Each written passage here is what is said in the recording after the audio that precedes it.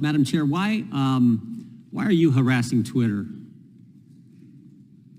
Congressman, thanks for the question. As you might know, the FTC's work on Twitter goes back a decade. Back in 2000, I'm not talking about a decade. I'm talking about now.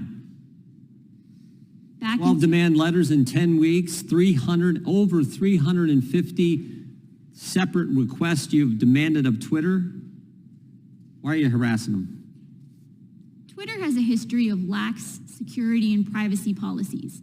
You've asked for every single communication relating to Elon Musk, not communications that he just sent to someone or communications he received, but any time he's mentioned. That actually seems more than harassment. That seems like almost an obsession. Why such an intense focus?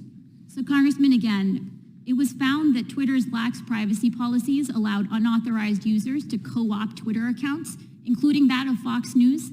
Subsequently, Twitter voluntarily entered into a consent order with the FTC. Here's what you wrote in December. Madam Chair, here's what you wrote in December. Identify all journalists and other members of the media to whom Twitter has granted access since Musk bought the company. You want to know the name of every journalist a private company has talked to? Think that's consistent with the First Amendment? Congressman, as a former journalist, I take extremely seriously the valuable work that they do and understand that there can be instances in which government action is unjustifiably particularly, Madam Chair, if I could just interject, particularly in the context here. I mean, it's bad enough if you got government asking a private company about who are the journalists you're talking to. You name 4 of them and say, we want the other names of any journalists you may, in fact, be communicating with. That's bad enough. And I think a threat to the First Amendment, freedom of the press. But in the context of giving us information about how government had suppressed speech on these platforms, that's the context you're asking for. I think that's particularly troubling, don't you? Congressman, the consent decree that we have prohibits Twitter from sharing personal information with third parties. When we read in the papers, like everybody else, that Twitter may have granted access to third parties, that's what our teams were seeking information about. Again, this is a company whose history with the FTC goes Madam back Chair, a decade. We got limited time. Madam Chair, who is David Roque? Could you repeat that, Congressman? David Roque, R-O-Q-U-E. Who is David Roque?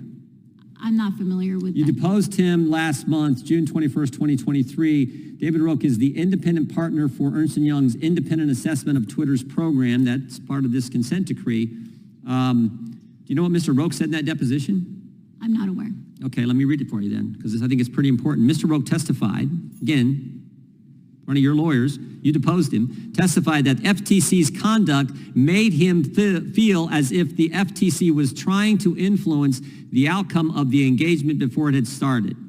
He said, in some of the discussions that we were having with the Federal Trade Commission, expectations were being conveyed about what those results should be before we had even begun any procedures. So they're the independent assessor in this consent decree the FTC has with Twitter, and you're telling the guy who is the person. He's the guy. He's Joe the accountant who's going to get this information. You're telling him, you're putting your finger on the scale, telling him what you want the outcome to be, and he's supposed to be the independent fact finder. Why are you doing that? Congressman, I'm not familiar with those. Because it was just filed today, but we are. This is filed in court today, and this is your deposition. I'm happy to take a closer look at it and be back in touch. I will say as a general matter, we want to make sure that the assessors and auditors that are responsible for overseeing compliance are doing their job. You say Mr. Roque's line, what he testified here, what's been filed in court today, that there were suggestions of what they would expect the outcome to be, they being the FTC, there were suggestions of what they wanted him to go find in his independent assessment of the consent decree agreement between the FTC and Twitter. Again, I'm happy to take a close look and we can be back in touch with you about that allegation, but our staff are consummate professionals. When they conduct these investigations, they're focused on determining whether there was a violation. Is your attack on Twitter, harassment on Twitter, is that based on the fact that all kinds of Democrats have asked you to do this and frankly some things that you've written about dealing with, quote, disinformation? Does that have anything to do with it, Ms. Khan? Congressman, we make only independent determinations about whether there were law violations. The statement from Chairman Nadler, the statements from the letter, the press release and the letter from 7 Democrat senators that had no impact on it, that's not why you're doing it? Absolutely not. We look very closely at the specific matter at hand. Again, 12 Twitter demand is- letters in 10 weeks telling the independent assessor, hey, put your finger on the scale. This is the results we want. That's not harassment, and it had nothing to do with the fact that every Democrat in this town seemed to be telling you to go after Twitter. Our focus is on protecting people's privacy and security. Twitter has sensitive data on 150 million Americans, including private messages. We need to make sure, especially given its history going all the way back to 2010, we're doing everything to make sure Twitter is complying with the order. That's fine. Don't put your finger on the scale, and don't attack the First Amendment and the rights of journalists. Mr. Chairman, That point of order. I yield back.